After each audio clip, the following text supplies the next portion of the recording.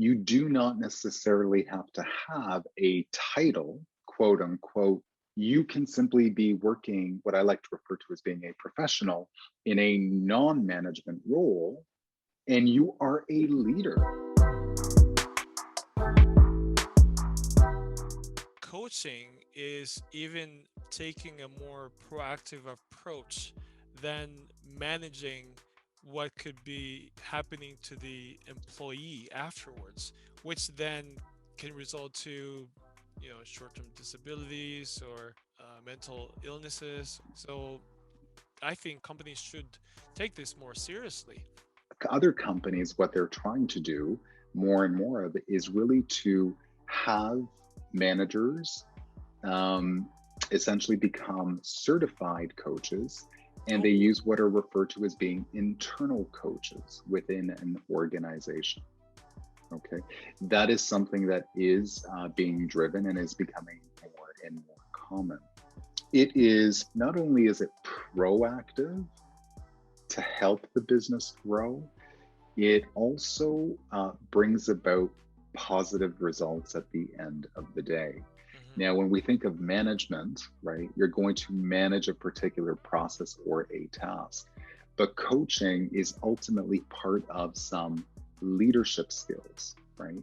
And you do not necessarily have to have a title, quote unquote, that you are a manager, a senior manager, director, vice president, associate vice president, or a C suite executive in order to be a leader. You can simply be working as a professional, what I like to refer to as being a professional in a non management role, and you are a leader.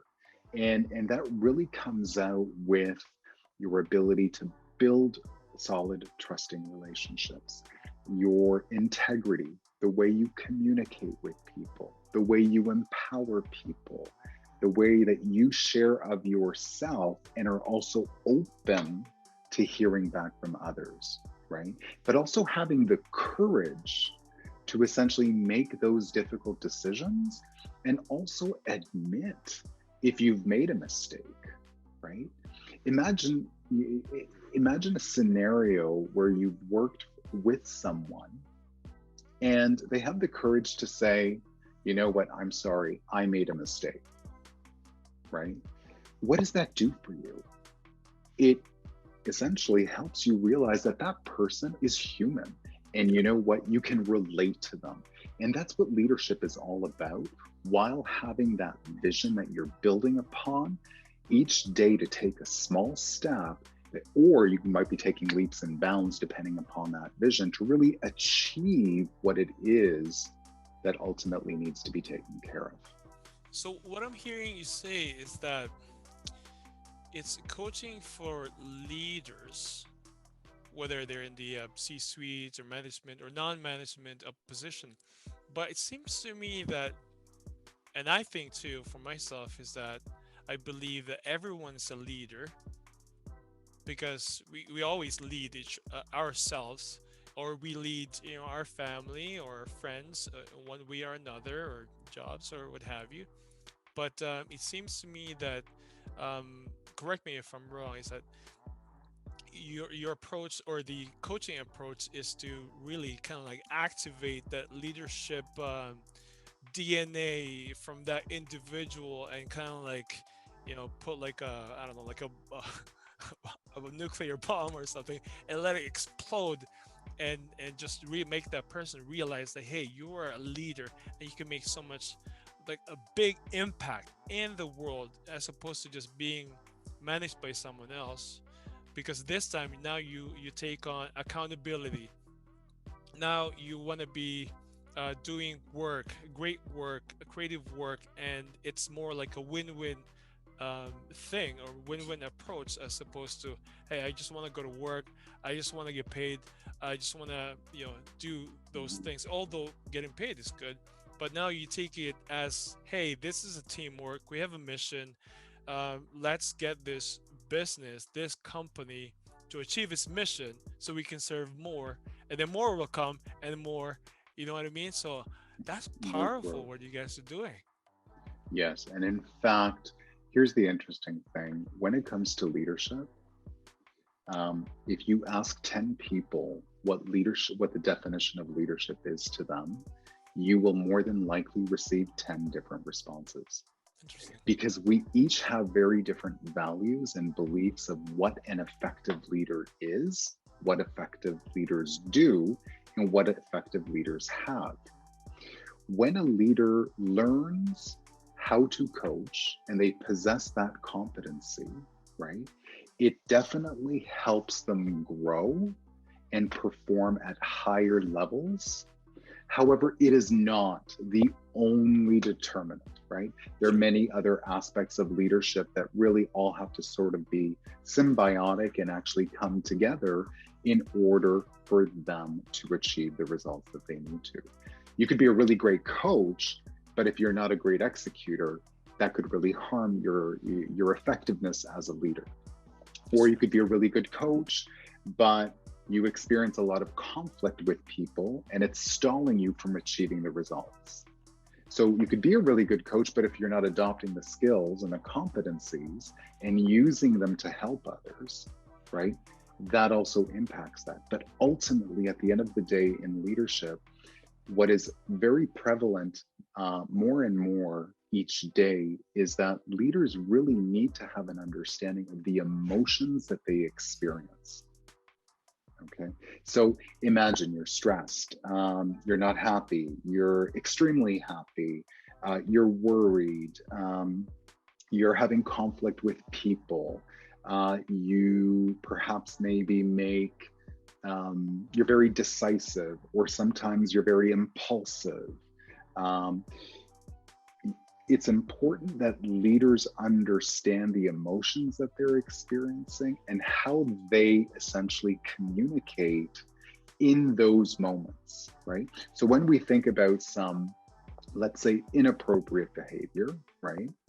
We'll hear, oh, the manager or the leader was screaming and shouting, and they are just not in control of their emotions. I would never want to report to that individual. Mm-hmm. Well, it could just very well be that that individual is highly talented. Mm-hmm. They just are unsure about what they're experiencing and they're reacting in the moment. And they're not paying attention to the impact that they have on others. So great leaders know, number one, when they're experiencing an emotion, they can name it. Number two, what they also know is what to do in that particular situation. Sometimes the best thing is to simply walk away, reflect, then come back and have a conversation about it. It's okay to be upset. It's okay to be disappointed. Okay. It's okay to be elated, right? At the same time and experience the joy and the success. But ultimately, my behavior and the way that I communicate and interact with you or with anyone else ultimately impacts the perception of me Mm-hmm. as to how I am as a leader. Now, again, when we think of leaders, many times it's very typical that we will think of someone who's in a management position Right. or they're an executive. But let's not forget about the individual. Okay, the person, it could be a student. They've just started off in university or they're in high school Yep. and they've demonstrated leadership skills, right? Because they're organizing things or they have a vision and they have a dream. And whether that be my dream as an employee is to be the very best employee that I possibly can, and I have no desire to enter a management role because I'm really good at what I do and it provides value and I know it does. And what I do in my job is I try to help everyone else as best as I can. Mm-hmm. Those are leadership skills right there as well. The person knows who they ultimately are. And there's nothing wrong with deciding, hey, I don't want to be in a management position. Yep. I enjoy what I do, and I can still help others without having that formal title. That makes sense. And hearing what you're saying, it reminds me of the time when we had the coaching session about being the permission for myself, to propel higher, to achieve more, and just do and be. And there's something that really stood out to me, which is when I was also doubting myself, or I had that self doubt, if I am really capable enough, or if I am um, resourceful enough, or I had this doubt, this emotion. So you were saying something about the emotion, right? I have a business. I am trying to lead that business, whether I have employees or not. I am the leader, and so it's very critical for me to really learn that emotion. And at that time, I was thinking that I just started a business. I'm a newbie, and there are so many great leaders out there, which seems that they already know what they're doing. They have all the resources they need.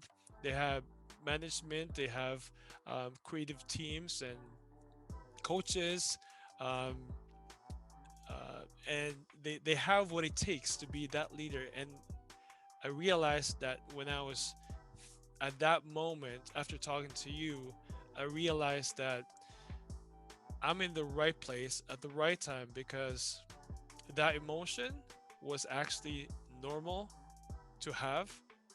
And I realized too that maybe those great leaders too, once upon a time, was in my shoes, thinking the same way and feeling the same emotion.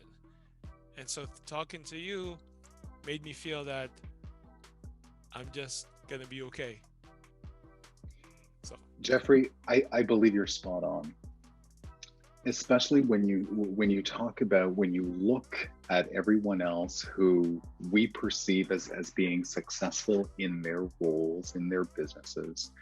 They too had to start somewhere. hmm And many times, as business leaders, when you're running your business, and the same is true if you are a manager or an executive of some type, or you're not. When you're starting and you're in the process of building something, right? What's at stake is your vision, right? And you're learning. They've gone through it too. I've yet to meet someone who's had complete perfection, if you will, is that in right? their entire business from the very beginning. There are many things that people have to learn. Think about, prior to going into business, had you ever touched upon any accounting software, No. right? Had you ever, you know, um, had to have some tough conversations with potential vendors, or contract with different vendors? Those are all different things that, as an entrepreneur, as a business leader, that you're learning and you're experiencing. Well, they had to do it too, unless they were fortunate enough to have an exuberant amount of money placed in front of them to say, here you go, hmm okay, go do what you need to. And they were able to hire people to do certain things, to help them out. Therein lies other dynamics. Well, sometimes maybe they hire someone and it's not working out and they're struggling and they don't know how to reach that person. Well, here's where coaching can really come in handy, anyways. And having coaching sessions as well is leaders can also learn how to effectively manage relationships and help people. So I think you're spot on. I think you're absolutely spot on with the observations and the epiphany that you have had. And I see that you're smiling. So clearly, this must resonate with you. It's totally resonating with me, and I wish we have more time. So, Dan, if people want to get a hold of you, how can they reach you? If you'd like to get a hold of me, you can reach me through my website at grisonicoaching.com. And through there, feel free to schedule a call. You can also contact me through my email, which is dan@grisonicoaching.com. So thank you for your time. This has been amazing. I've really enjoyed our Yes, conversation. I look forward to chatting with you more, Jeffrey. But again, thank you. you're welcome. Thank you for watching and have a great day. Bye bye. Bye, everyone.